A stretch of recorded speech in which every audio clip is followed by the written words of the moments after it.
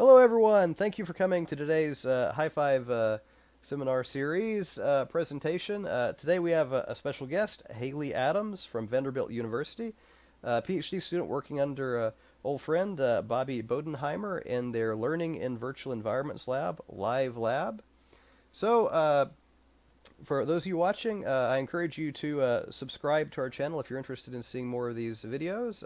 You'll get notifications, but also if we hit 100 subscribers, we can customize the URL so it won't be like youtube.com/ a million random characters. We can have like youtube.com/ Hi5 or something like that. So enough advertising on my part. I'm going to turn this over to Haley. So without further ado, Haley, you're on. All right, perfect. Everything looks good on my end. Yeah, looking good here. Um, I'm going to mute. okay. All right, so thanks for inviting me to talk, Adam. I've really enjoyed the seminar series this far. So hello, everyone. My name is Haley Adams. And today I will be demonstrating how researchers and developers alike use human perception to improve immersive technology. But before we dive in, let me tell you a little bit about my research group. Here they are. So my lab is based in the heart of Nashville, Tennessee, and the United States. Nashville is the home of country music, hot chicken, and for some reason, bachelorette parties. So nestled within this bustling city is the Live Lab, which conducts research broadly at the intersection of human perception and immersive technology. In practice, this means we conduct a lot of behavioral experiments with people to better understand how they perceive and learn about spaces that are either completely virtual, like in virtual reality, or partially virtual, as in augmented reality. And sometimes we find that people behave similarly to reality, but other times we don't. And these responses have implications for how we must develop XR moving forward. And for those who are less familiar, when I refer to XR, XR is an umbrella term essentially for immersive tech. Technically, it stands for extended reality, but it's an umbrella term for virtual reality, augmented reality, mixed reality, which is arguably just another shade of augmented reality. Um, but yeah, so here's the lab. My PI is Bobby Bodenheimer. Myself and my other fellow graduate students are on the bottom row. And then one of our collaborators in psychology, Gayatri Narasimham, is shown in the middle. And my wonderful Padawan, Carlos Salas Rosales, who is now an undergrad. He's done some incredible work with our lab as well. Okay, so for our conversation today, I've included four main talking points. First, I want to clarify what perception is and how it differs from sensation. Then I would like to look at some recent research examples that showcase what technology that simulates sensory information even looks like. And we will look at a few examples of how researchers are trying to use perception to their advantage to improve XR. Third, in the interest of time, I will then briefly mention some of the common evaluation methods we use as researchers to understand how users interact with this technology. And finally, we will see how all of this information is used in practice by looking at a particularly fun case example from my lab. Oh, I always forget to look at those beautiful animations that I didn't use. Okay, so what exactly are perception and sensation, and why are they important? So sensation and perception are two separate processes that interact with each other. We can think about sensation as a somewhat passive process in which some stimulus is detected by our sensory receptors, like when you smell or taste food. And that input information is converted into neural activity that your brain can interpret. In contrast, perception is the process in which your brain interprets that information. It's what allows you to realize that what you're smelling is in fact pizza and not something else. And so perception can be complicated to model because it's influenced by our memories, expectations, attention, and more. But sensation and perception work together to allow us to interpret our surroundings. Let's take vision for an example. So vision is more than just raw sensory information, meaning that what you see is not simply a translation of the image on your retina. In fact, fact, vision is actually a cognitive process. Otherwise, you would not be able to see the triangle implied by this image, because there is no triangle here. That is purely negative space. But your mind is an incredibly powerful pattern recognition machine, so you can't but help to see it. And let's look at another classic example, the Necker cube. So what you see here is a wireframe cube without any depth cues, which makes the orientation of the cube ambiguous. So depending on how you look at the object, either the bottom left corner or the top right face of the cube will project forward. And which side you see first is actually also influenced by your prior experiences and expectation. So for example, I always see the bottom left face first. Maybe it's because I drew a lot of cube doodles in undergrad, but I digress. So hopefully by this point, I've convinced you that everything you see, you touch, you hear, you smell is influenced by perception. So what do you think happens when we put you in immersive, virtual, and augmented reality? It alters your perception, often in highly compelling, but also unsettling ways. But if you are going to really use this technology, we need to know what aspects of our displays and controllers are adequate and what aspects are insufficient for accurate or even just comfortable perception. Now let's look at some recent research examples that demonstrate how developers are using this information to improve immersive tech. We're going to look at all 5 of the senses. Because my own expertise lies predominantly with visual and perception, but I would be remiss to not mention the research going on with other senses. Because make no mistake, it is cutting edge and absolutely sensational. Ta-da! Okay, so first we're going to look at taste.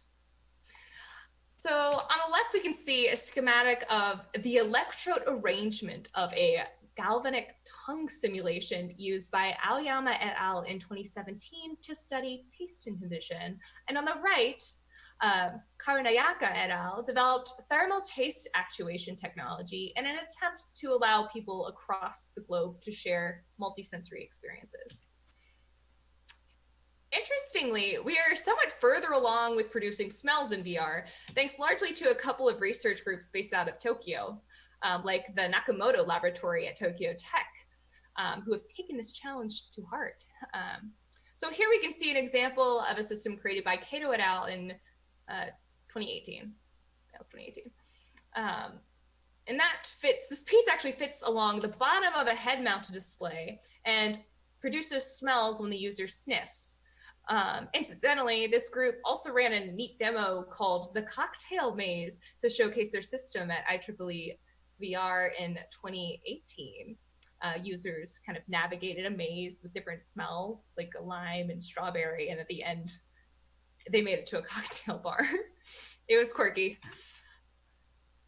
So it should be noted that the lab that produced this work is not the only group tackling this problem. Although most of them do seem to be in Japan. So moving forward, generally more researchers are working on creating convincing simulations for touch, hearing, and vision, since most people view them as more essential for many VR experiences. And thus far, I've mentioned a lot of system prototypes, but it's important to remember that evaluations are also necessary, because we often don't know how much fidelity is needed to create an adequate immersive experience. So for example, instead of designing a high-end haptic system, oftentimes people will evaluate the practicality of haptics using what is called passive haptics.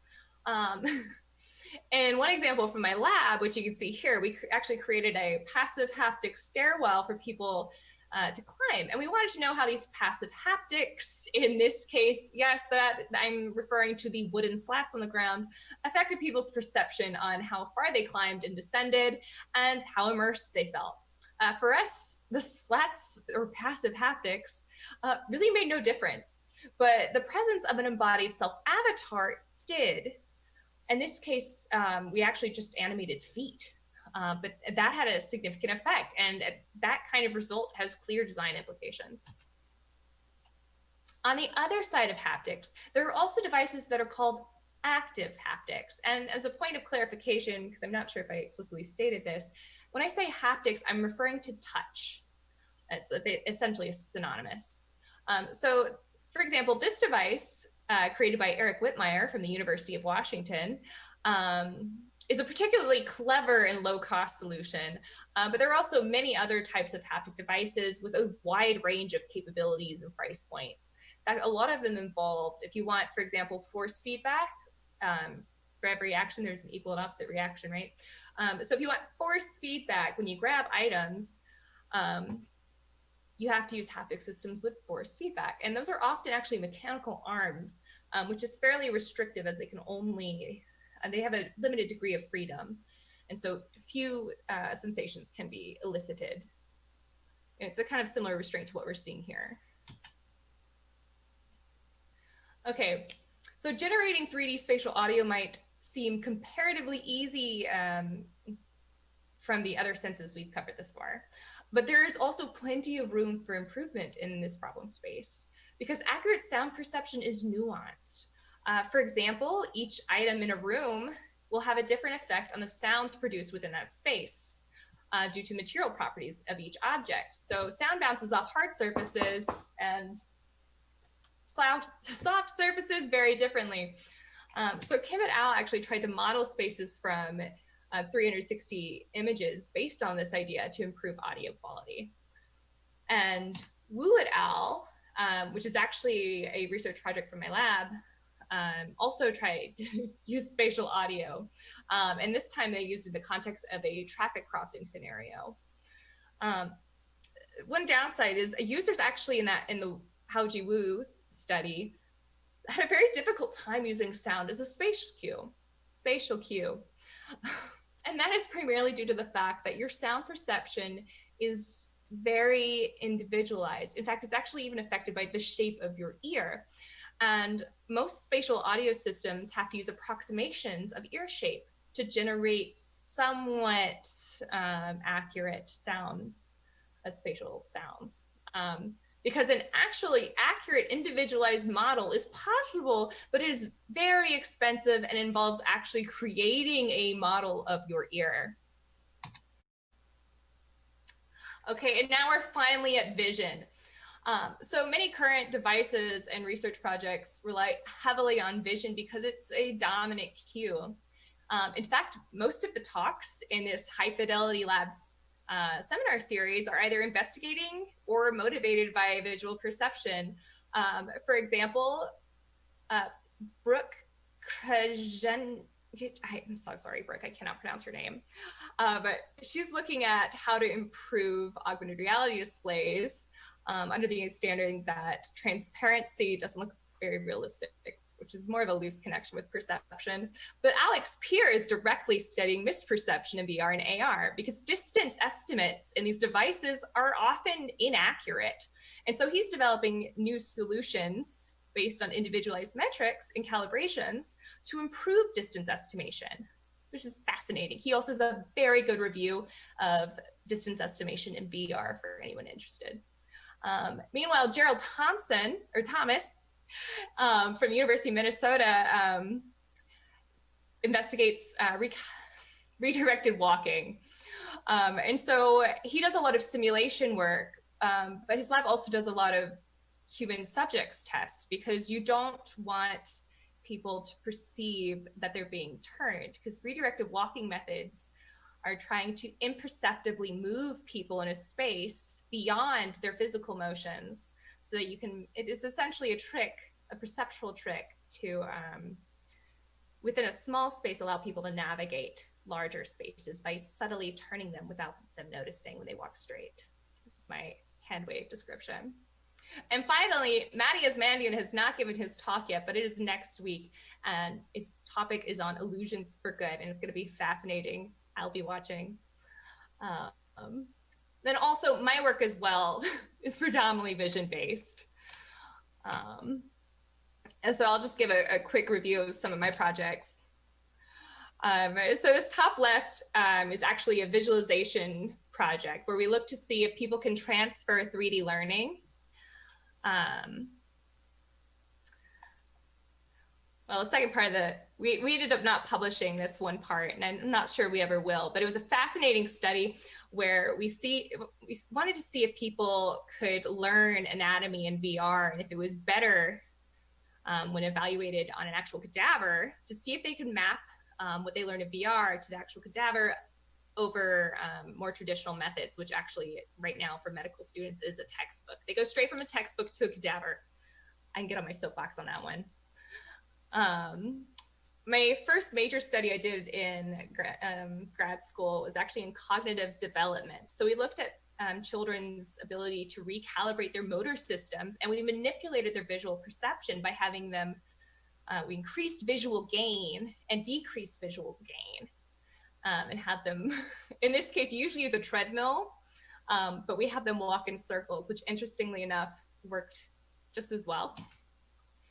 More recently, Gayatri Narasimham and I worked on a virtual reality study looking at spatial orientation and VR, and we wanted to see how people encoded height, because a lot of those studies actually, they look at people's orientation along a single plane, usually like on the ground. Incidentally, we also did a study before this where we compared people's learning abilities between VR and reality, and they performed similarly with teens, which was interesting. And finally, Wu et al. 2019, I worked on this project with an undergrad, Hanson Wu, who is now graduated, and we're actually going to talk more on this project in a moment. So I will hold off, but this is actually an augmented reality study, unlike the others. Okay. So we're quickly going to go over some common research methods before I dive into a case study. In the interest of time, this really will be a brief overview. So for all of the studies that I've mentioned thus far that have evaluations, they can use any family of strategies. And this is usually dictated by what exactly they're evaluating and what they're trying to simulate. So often very subtle sensation-driven studies will use psychophysics. And that kind of paradigm treats a human subject almost as, like for example, with vision studies, it's often like an image processing machine. It's usually a very simple study. The user just needs to make a binary decision. In the case of a two alternative force design is what we call it. But it's an interesting approach because you typically don't need as many people, but you have to use a lot of repetitions. Alternatively, a lot of the studies that I've talked about today are actually behavioral studies in general. So they're using medium-sized groups, preferably, to evaluate how users perceive an environment, for example. Like in the stairwell, that's a behavioral study. We looked at spatial orientation. What we're actually going to review in a moment is an affordance-based study, so I'm going to hold off on that description. But you can also use measures like questionnaires to understand how people are feeling within an experiment, particularly if you're looking at something like presence. So that you're evaluating how their sense of being there. You can also use biometrics. So for example, and we're going to discuss biometrics actually a little bit more detail in a bit, but biometric scans, so like heart rate, perspiration, you can look at those measures to see, for example, are people scared? Are they stressed?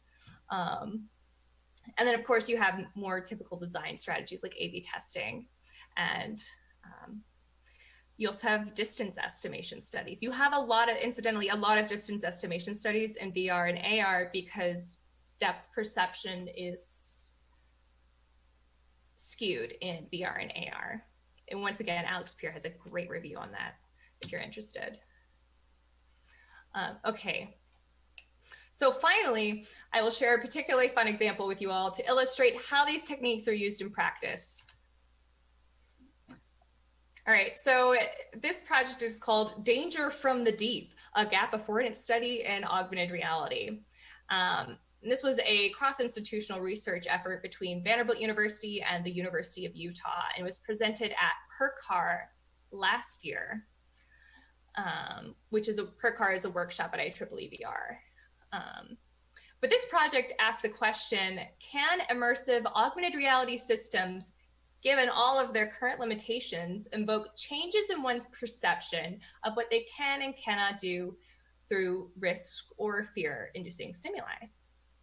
Because when people experience fear and anxiety, their perceptions of what they can and cannot do are altered. However, it is unknown if the current AR systems can evoke the same response with fear or risk-inducing visualizations. I might have been a bit redundant there. But we're asking this question because in the real world, mental or emotional states can influence one's perception of space, and it can manipulate their actions. For example, research has shown that when you're afraid, your estimates of vertical extents, like the height of this ledge, are exaggerated. Furthermore, sensations of fear and anxiety can be further heightened by viewing or even imagining yourself in dangerous situations. I love this one. So incidentally, so this is an image from, I believe it's, yes, Stefanucci et al. 2017. This was Janine Stefanucci's Pool of Death study, where viewers looked at a bed of nails beneath them. And this is because, okay, so the purpose of this is emotion influences perception and action, as the two are intimately intertwined. This can be clearly seen in the plunging into a pool of death study. So in this study, 2 experiments were conducted. The first reinforced this idea that perception is affected by fear. So participants were asked to imagine falling into either an empty pool or a pool filled with nails. And this was just imagining. And after they imagined falling, the participants' estimates of vertical and horizontal extents of the pools were overestimated more in the bed of nails condition. Similarly, in the second experiment, they showed that the imagined costs for action were affected by fear. So in that experiment, participants were asked to imagine jumping over these same pits. And the overestimation of horizontal distance seen in the bed of nails condition provides evidence that perceived actions are similarly affected by fear. It's a very cool study. I highly recommend you read it. Okay. So at this point, we also know that virtual reality is a compelling medium for inducing emotional arousal. And many argue that this is due to VR's ability, so virtual reality's ability to evoke a sense of immersion and presence. And in the context of presence, a plethora of studies have shown that users respond with fear and anxiety to dangerous stimuli. And this stimulus is frequently presented through a virtual pit environment like the one seen to the right. And in these studies, emotional arousal has been measured through a variety of methods, going back to those methods, ranging from subjective ratings of presence to physiological measures. Yeah, no, this is a classic pit environment by Slater et al. So just like in the real world, we see that people's belief in their ability to act is reduced when viewing dangerous stimuli in VR. So gap affordance judgments, which are particularly relevant for today's talk, have been used to investigate this. So affordances, or affordance studies, I should say, typically involve yes/no judgments of whether or not people believe they can perform an action. So for example, Geis et al. Found that users' perceived ability to act, in this case to step over a gap, was affected by a dangerous visual stimulus. And yes, the stimulus was once again a virtual pit, signal to the right, which is displayed here as a platform floating over a town square. So this study, among others, show that in VR, when people feel fear or anxiety, they act more conservatively, which is great for presence and immersion because this behavior mimics what we see in real world environment. But unfortunately, less work has studied perception and action in augmented reality simulations that evoke emotional responses. As such, open questions remain unanswered, namely, can AR induce emotional arousal? And if so, will this arousal affect action judgments in a similar manner to what we've seen both in reality and in virtual reality? And to clarify as we move forward, for today's discussion, when I mention augmented reality, I am referring to a specific family of devices, specifically to immersive augmented environments provided by optical see-through head-mounted displays. For those who are less familiar with this is like the HoloLens, Microsoft HoloLens, Google Glass, or the Magic Leap 1.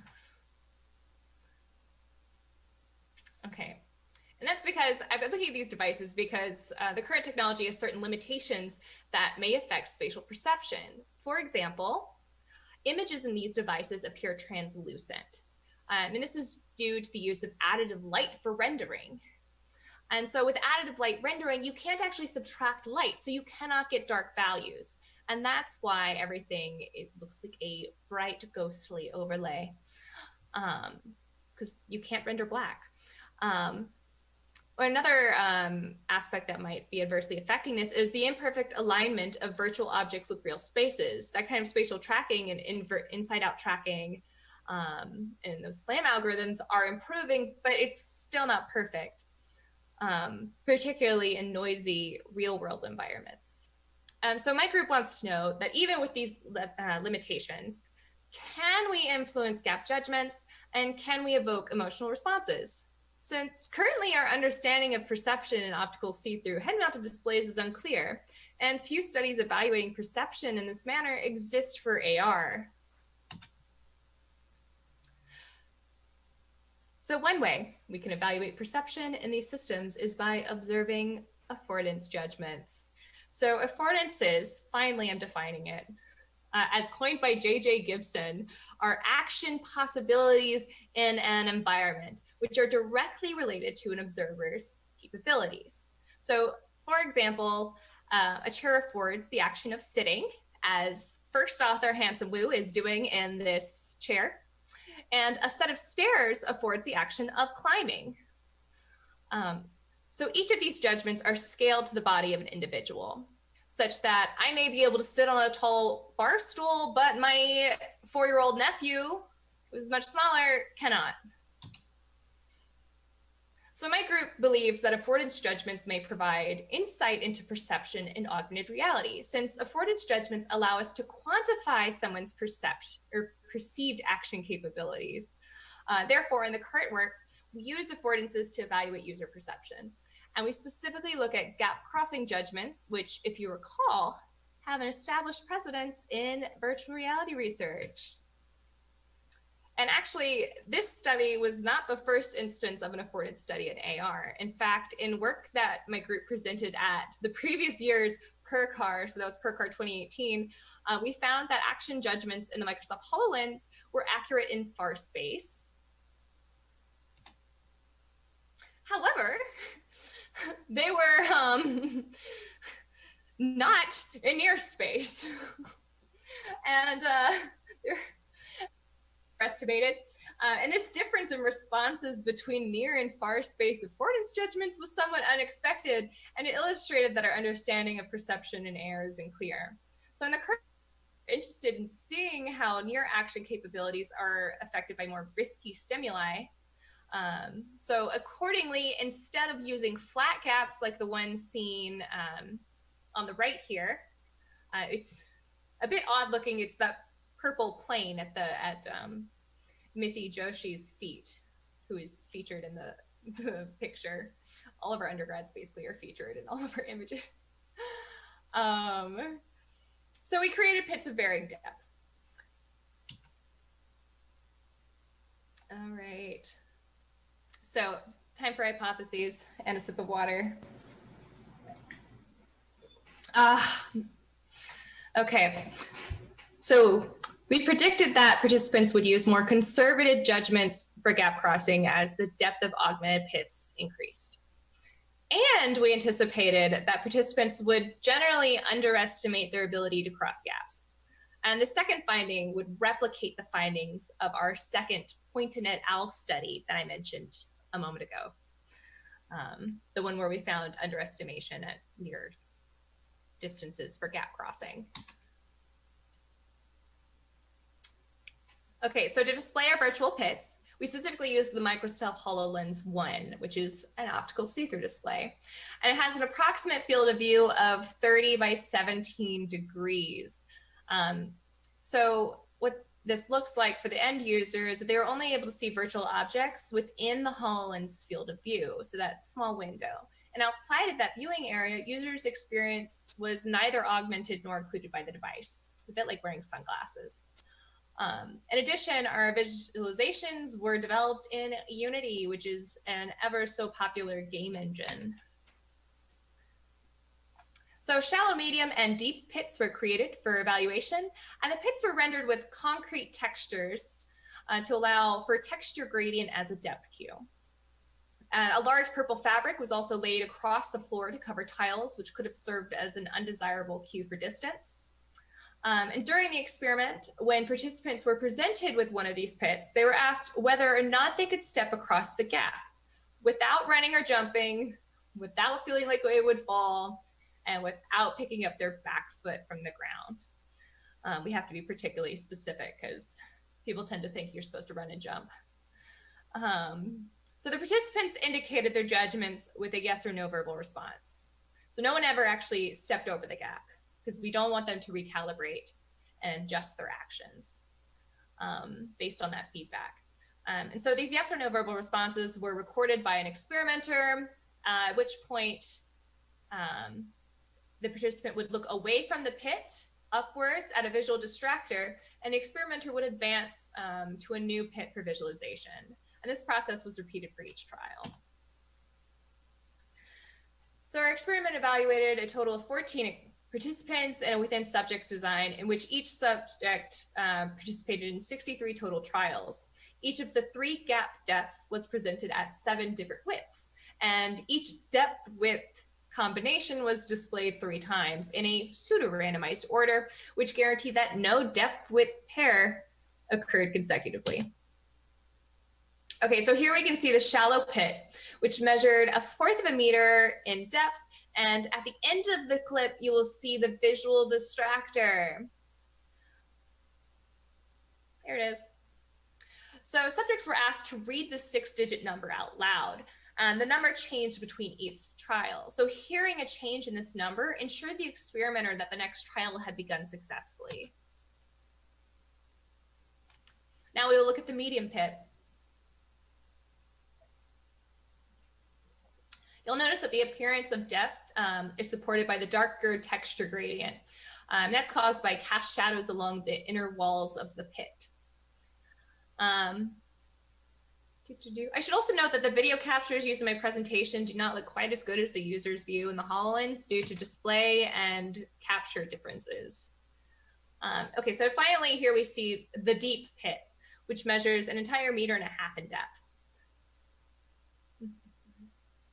I should also note that although I've used the same width for each of these videos for visual comparison, I want you to recall that in the actual experiment, gap widths varied over 63 trials so that we could calculate a crossover point. What is a crossover point? Let me tell you. A crossover point was calculated for each depth condition for each participant to determine the gap width that was judged to be just crossable. So this crossover point was calculated as an average between the largest gap width that was judged crossable on at least 2 out of 3 trials, and the smallest gap width that was judged not crossable on at least 2 out of 3 trials. The participant's actual ability to step was actually measured by step length, which was measured 3 times an average to ensure an accurate measurement. So for that, we actually had them physically step, and this was after the whole study was completed. We then used a ratio for comparison across all subjects, which is a normalized measure of each subject's crossover point relative to their actual stepping ability. There we are. Okay, so for our results, We ran a repeated measures analysis of variance, or an ANOVA, with 3 levels of pit depth for shallow, medium, and deep on the crossover ratios to test whether there was an effect of pit depth on judgments of capability to step across gaps. Our results revealed that participants generally underestimated their gap crossing ability regardless of pit depth. And this can be seen in our graph as all step ratios were less than 1. Remember, it's a ratio, so less than 1, underestimation. However, this underestimation was significantly greater for deep gaps in comparison to shallow. And clearly this effect size is not large, as you can see in the graph, but within subjects variance does find a significant effect, which is reflected in our statistical analyses. Here we go. So revisiting our hypotheses, we confirm that participants use more conservative judgments for gap crossing as the depth of augmented pits increases, and we confirm that participants generally underestimated their ability to cross gaps in AR. The second result replicates the findings of our prior affordance research in AR, and it encourages the use of affordance judgments paradigms in future AR work. We love it when results are replicated. However, our current work is not without limitations. For one, we did not collect data on participants' physiological or emotional states, which may better determine if the underestimation we found was truly due to participants experiencing a state of anxiety. We also note that the effect of depth on affordance judgments that we observed was actually weaker than what has been observed in real-world studies like Zhang and Mark. And as it stands, the current study alone cannot isolate what visual aspects of the stimuli may have influenced underestimation outside of pit depth. So to better understand people's emotional responses to risky stimuli in AR, future work should consider investigating more in-depth measures of how users feel. This may include physiological measures, subjective emotional measures. For example, for fear or anxiety, we would expect an increase in heart rate. In addition, to better understand what visual aspects of these augmented objects better evoke states of anxiety or fear, we may visualize different dangerous stimuli, similar to Stefanucci et al.'s bed of nails experiment. Or we may even create deeper pits like those used in VR studies to see if we can elicit greater underestimation of action capabilities. It may also be worthwhile to consider exacerbating known issues with current optical see-through devices. This is an idea I've played around with a little bit. To determine if the significant but weak effect that we find is due to certain display properties. For example, we may artificially perturb the environment's spatial mapping to see if alignment issues affect emotional responses. Or we may render virtual pits with more translucency to see if transparency adversely affects emotional arousal. So my research group is interested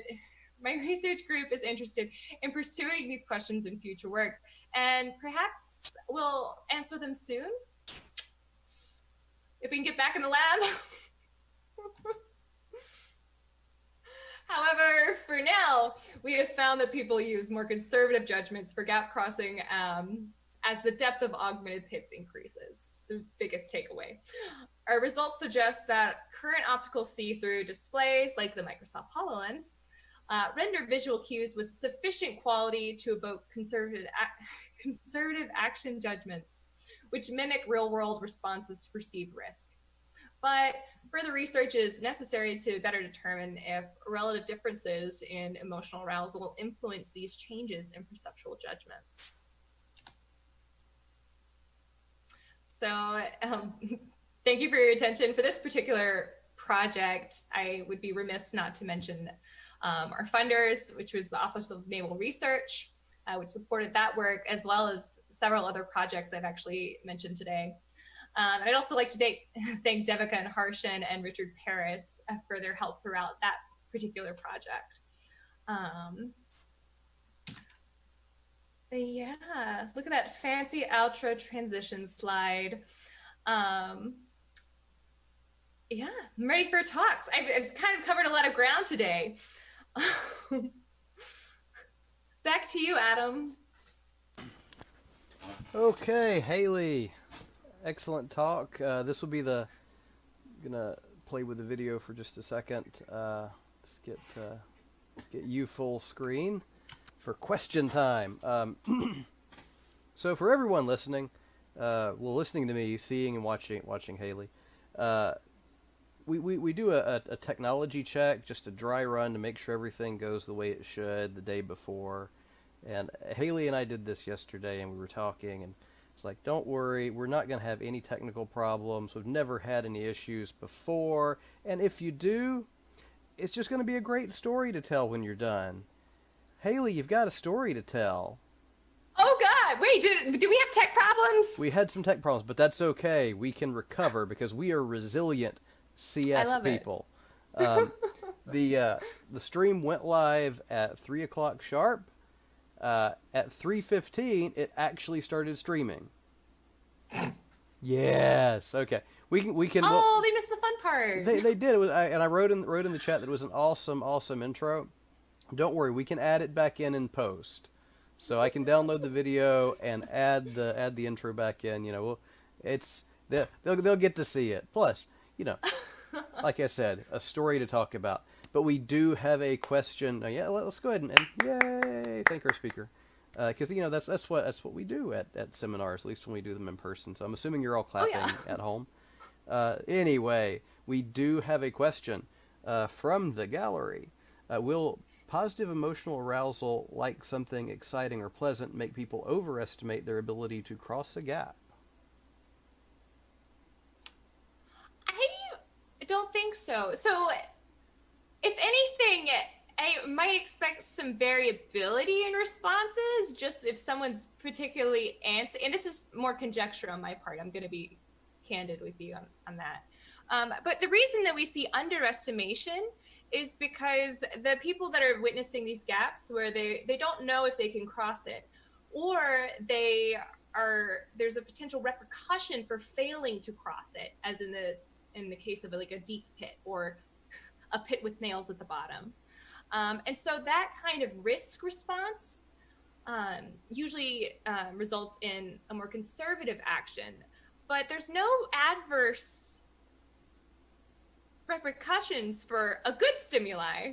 But perhaps if the person's particularly excitable, they may have more variable responses because they'd be focusing less. But in short, I would not expect any distinctive behavior for an exciting stimuli, unless it was dangerous. Cool.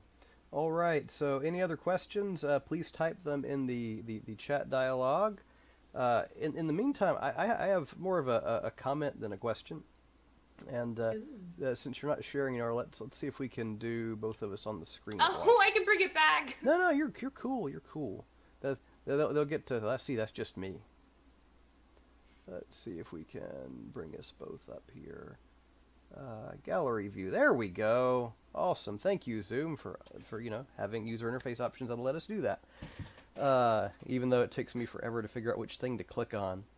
I was joking with. I gave a talk to some high school students earlier this week, and I was joking with them that in the previous days I'd spent 14 to 16ish hours on Zoom meetings, and that I'd found literally every way to break a Zoom call. So it's modern talents. Anyway, one of the things that I wanted to bring up, and this is related to part of your talk that I think we're going to have to edit back in, is you talked about olfactory displays, so smelly displays. One of my favorite examples I like to bring up, and every time I teach the VR class, when I'm talking about AR and multisensory stuff, I talk about this one, and it's the Augmented cookie display. Are you familiar with this one? No, but I wish I was. I'm Googling it. If you Google it, you'll find it.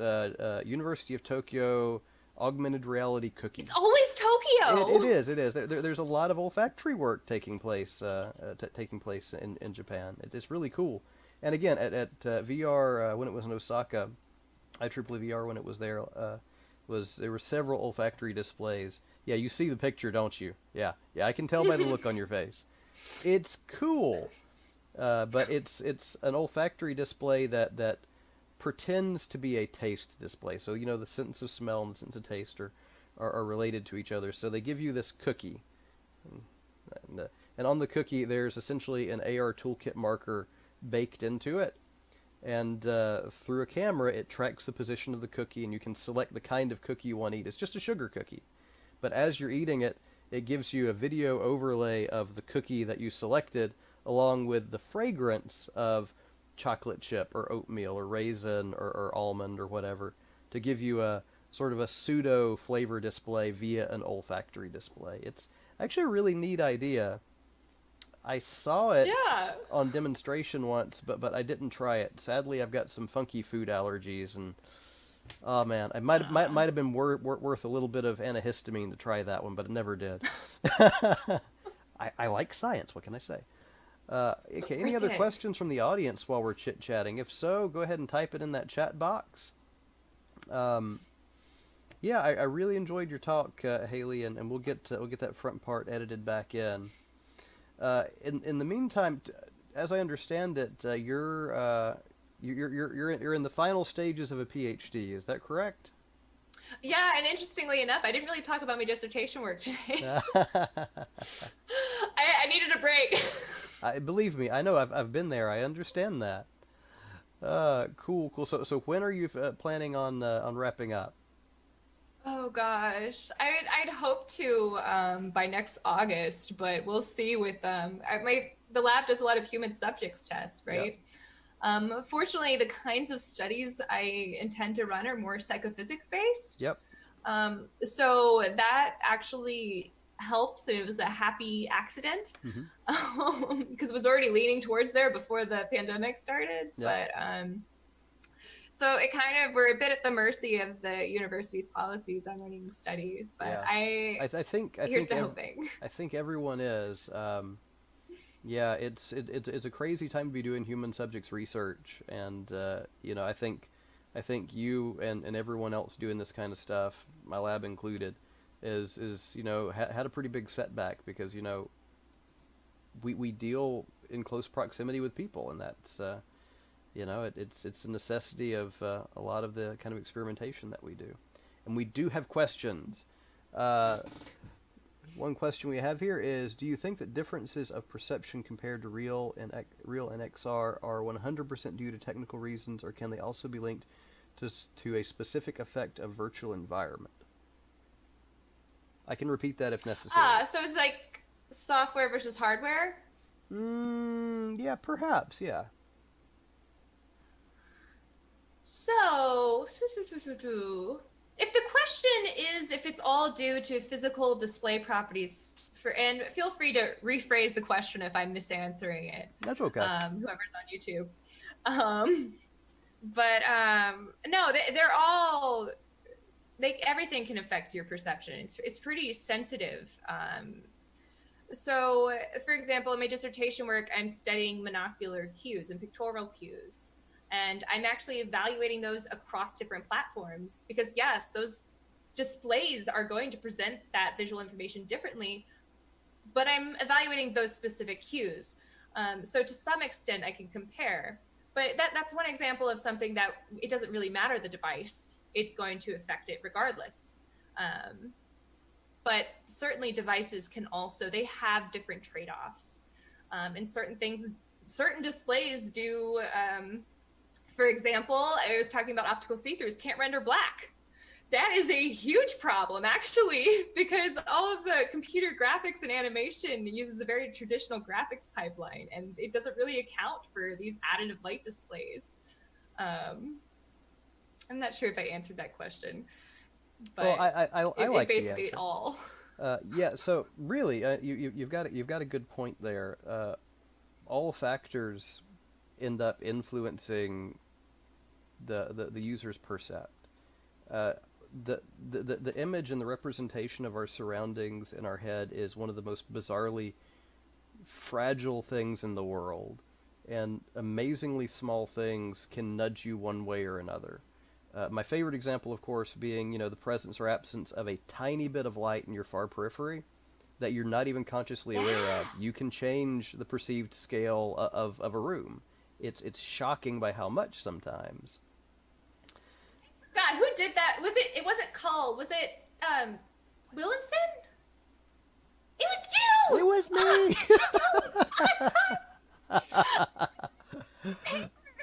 Uh, Of course. yeah, it's okay. It's okay. Well done. I like that one.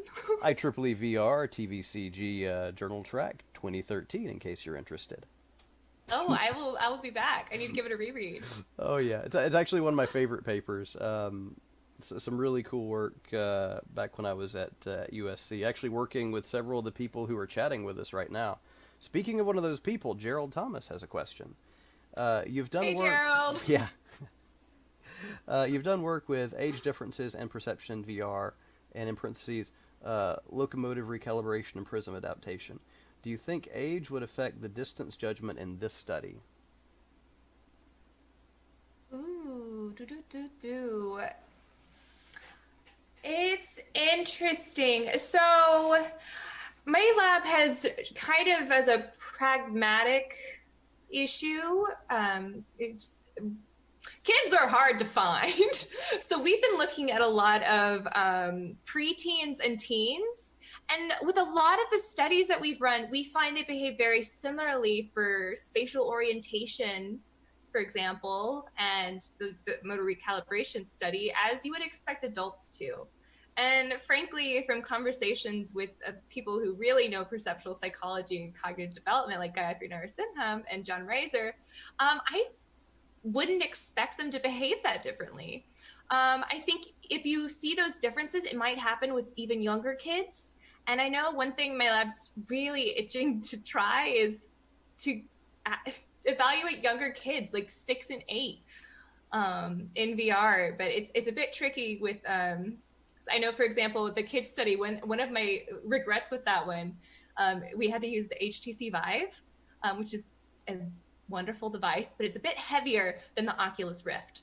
And for kids age 10, even, they would complain.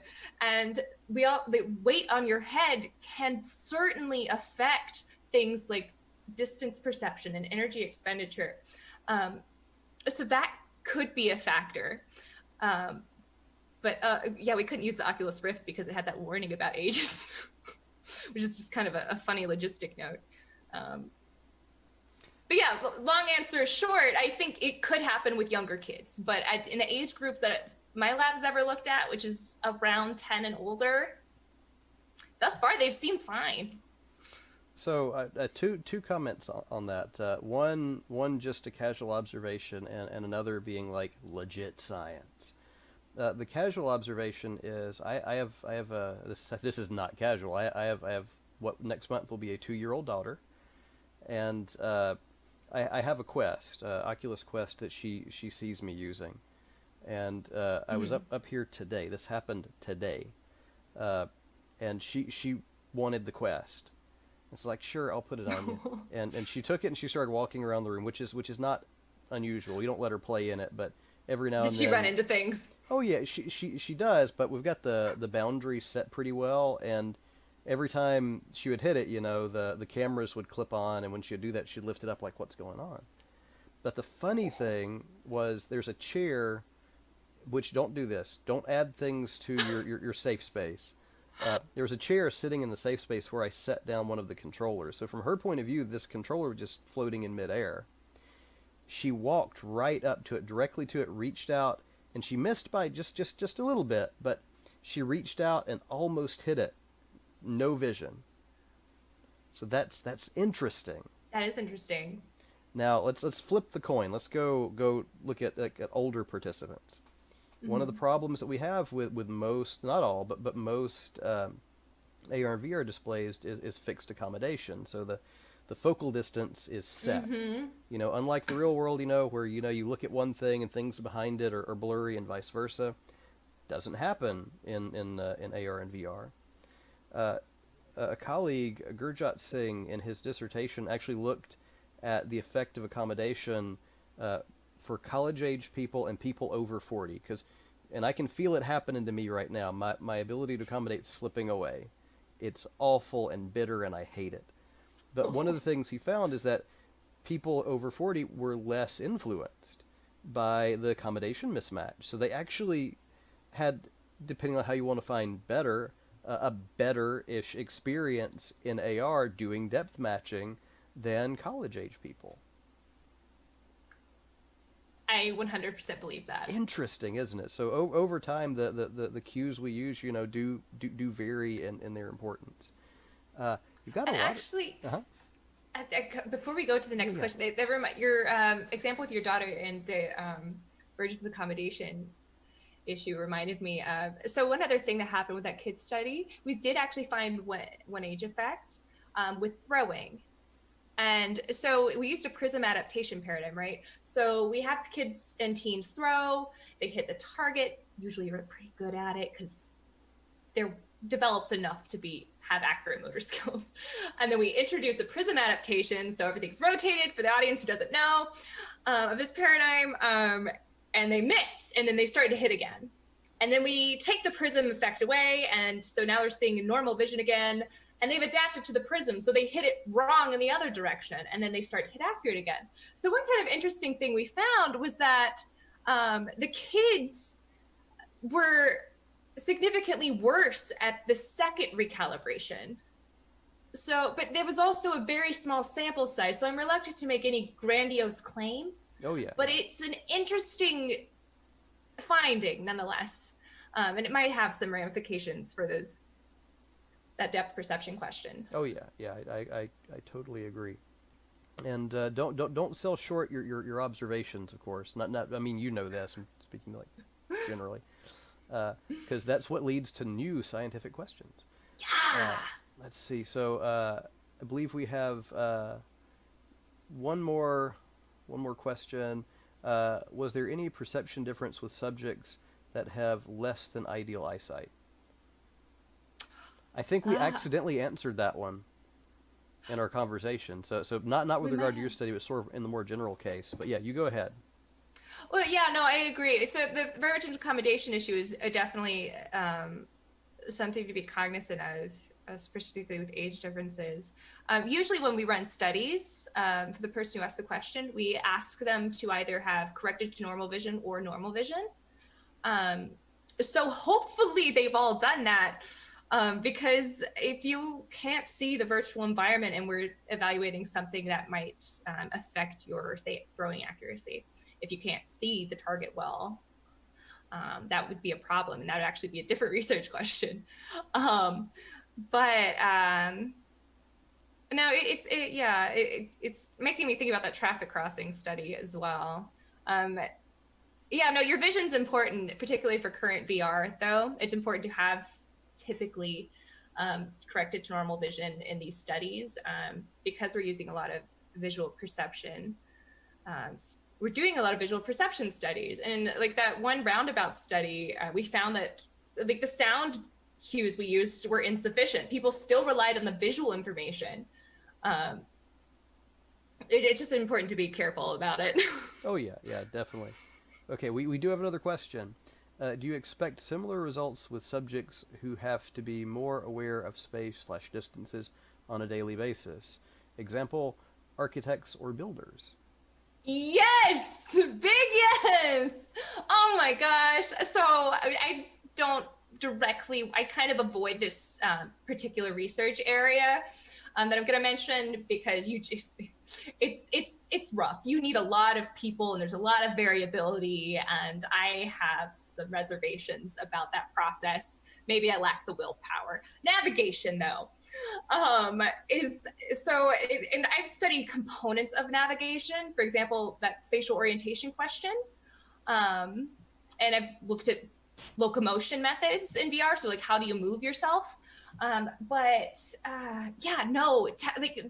a classic taxi driver study, and I now currently blanking on it, but taxi drivers in London had some spatial reasoning test, and they killed it because they're constantly using that information, that kind of reasoning. So absolutely. And like engineers, typically they've been found to have higher spatial reasoning abilities. And I thought it was interesting. Someone I know in civil engineering department at Vanderbilt, she actually had to take a spatial reasoning test before she was allowed to go to the school, which I thought was fascinating. But absolutely, it can affect things. And incidentally, a lot of our subjects come from psychology or from engineering, and we sometimes wonder if sometimes there's a gender skew between those two populations, and sometimes maybe we're skewing our results because our undergrads are all from the CS department. It's something to be aware of for sure. So on the topic of psychology versus engineering students, I think that's actually a very common issue, whether reported or not, for people who do VR perception research, because it's usually CS people collaborating with psychology people. So those are the two student pools that usually hear about it the most and get involved. One of the things that we've sort of done in the past is sort of casually ask, like, did you use any tips or methods or tricks to figure out where the stuff was? And what's fascinating is engineering students in particular, particularly CS students, has been my primary observation. Enjoy and just so I'm not picking on CS, I teach CS, because not everyone's going to know that. Love to go into great detail about the ways they engineered around a problem, and usually the casual observation is that the engineering actually makes you worse at judging the depth. That's I want to do a real study on this at some point, but the casual observation is it makes your error bars higher. Your means don't seem to differ from person to person, but you do seem to have noisier results when you try to engineer your way around a solution like that. It's fascinating. There's probably some work that's been done out there on that, but if not, that's for you people watching, things to research and think about. Anyway, so I think we've hit our question saturation from our audience. Again, I want to thank Haley for coming and speaking with us today, and so I'll give the virtual applause. There's some people virtual applauding in the chat. So thank you, Adam. Yeah, no problem. Okay, everyone, thank you for coming today, and to sound like one of those old school YouTubers, like and subscribe, not because we're like aching for subscribers or anything, but if we hit 100 subscribers, we can customize the URL for the channel. So instead of youtube.com/1,000,000 random characters, it could be like youtube.com/Hi5 or something like that. So please subscribe. All right, with that, we're going to go ahead and sign off. Thank you all for coming in and seeing us today, and stay happy, healthy, and safe.